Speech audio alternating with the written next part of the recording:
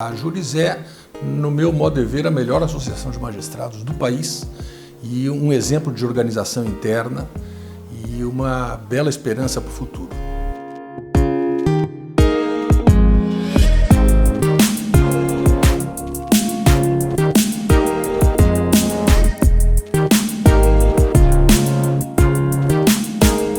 A Júris é uma entidade absolutamente consolidada como não só representante, digamos, político da magistratura, representante política da magistratura, mas é uma entidade que hoje adquiriu um espaço, né, no próprio Estado em geral, se manifestando sobre questões que dizem respeito a temas gerais, mesmo políticos, institucionais, e isso realmente deu uma credibilidade muito grande para a associação. Eu acredito que a Júris é uma excelente associação de classe.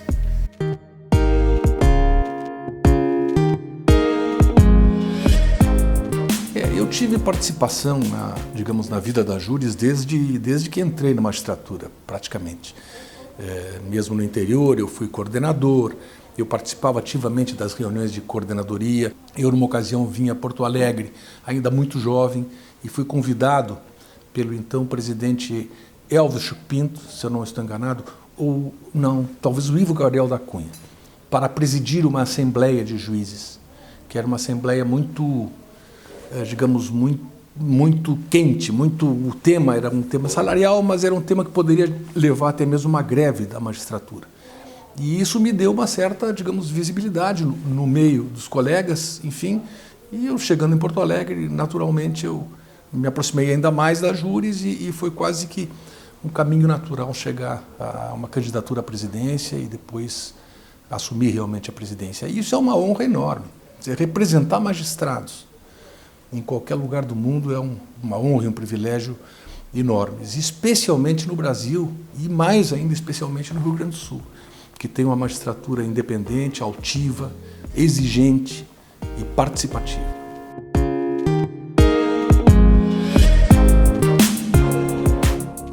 Nós vivíamos uma época em que se supunha, nós pensávamos que o juiz estava muito distante das coisas do mundo. Ainda imperava naquela época a ideia de que o juiz só se manifesta nos autos, que ele deve ser extremamente discreto, de que deve ter muito cuidado nas suas participações, digamos, em meios que não fossem dentro do Poder Judiciário. E nós achávamos que o juiz tinha realmente que descer um pouco desse pedestal e conhecer mais a realidade, estar mais perto das questões do dia a dia, até porque isso ia auxiliá-lo na própria tarefa de julgar, de conhecer melhor os problemas, né, que acabam chegando a ele como quem vai resolver esses conflitos. Então nós achávamos realmente, eu ainda acho, que o juiz deve, evidentemente, manter uma certa distância estratégica das partes, obviamente, como ser imparcial, mas do ponto de vista de vida social, de inserção na sociedade, eu creio que o juiz pode e deve ter essa inserção, claro, sempre com certas cautelas, mas não, digamos assim, ficando arredio a isso.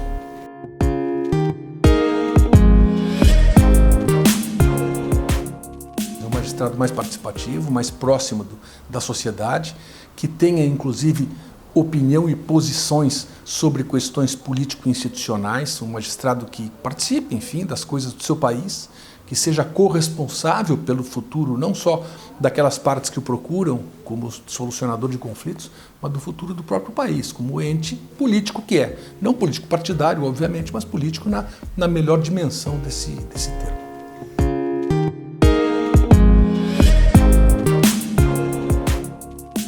Bom, eu sou do interior do estado, com muito orgulho, e sempre achei que a magistratura, para estar realmente unida, tinha que arregimentar, digamos assim, para esse debate entre magistrados, a todos, né? Desde os principiantes na carreira, os que ingressam por concurso, até os mais antigos.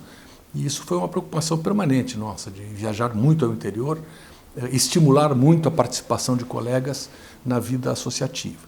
E com relação a esses debates entre magistratura e imprensa, eu sempre entendi que havia, digamos assim, uma dissintonia ou uma dicotomia de visões a respeito do tempo em que a imprensa lida com as coisas e o tempo que a magistratura lida com as coisas. Um fato para a imprensa é fato relevante se for de hoje ou de ontem, porque a notícia é assim, é premente. O magistrado, ao contrário, ele trata do passado, ele trata de fatos resgatados no passado para serem julgados. Então, a pressa que o repórter tem, que a imprensa tem, o magistrado não pode ter. Ele tem que ser muito mais reflexivo, ele tem que reconstruir as coisas do ponto de vista, enfim, para melhor julgar.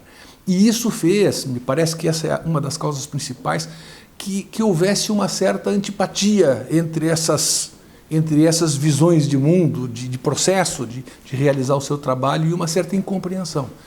Então, esses encontros foram muito úteis nesse sentido, para que a imprensa conhecesse melhor o trabalho da magistratura, antes mesmo de, digamos, de noticiá-lo, de interpretá-lo, até mesmo de criticá-lo, e para que também os juízes conhecessem mais e melhor o trabalho da imprensa e também o valorizassem, para que quando o repórter fosse procurar um juiz por um fato, o juiz não achasse aquilo só um incômodo. Quer dizer, poderia ser num momento mais ou menos incômodo, mas ele devia um pouco isso para a sociedade, ou seja, para mostrar o que fazia, e isso vinha ao encontro daquele primeiro ponto que eu falei, um juiz mais próximo, mais presente junto à coletividade.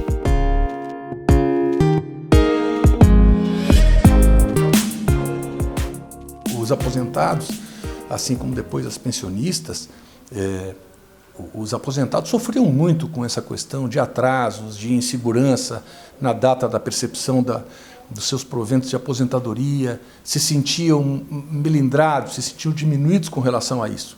E nós tínhamos na época, como tivemos durante muitos anos, para nossa sorte, para nossa alegria, um diretor do Departamento de Aposentados, o Dr. Luiz Gaspar Beck da Silva, que era uma extraordinária pessoa, um homem participativo, um homem atuante em todas as áreas, né? Não só na área social, mas na área institucional, representando os aposentados magistrados.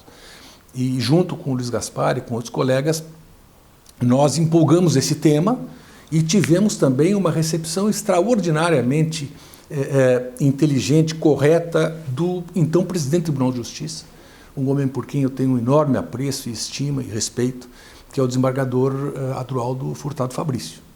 E o desembargador Fabrício, também auxiliado pela Júris, de alguma forma, a gente estava sempre tratando desse tema com ele, ele teve uma postura muito firme, muito correta, muito enfática, junto ao governo do Estado naquela época, até o ponto de conseguirmos não só a modificação, a transferência da folha de pagamento dos magistrados, mas também dos servidores do Poder Judiciário para o próprio Poder Judiciário.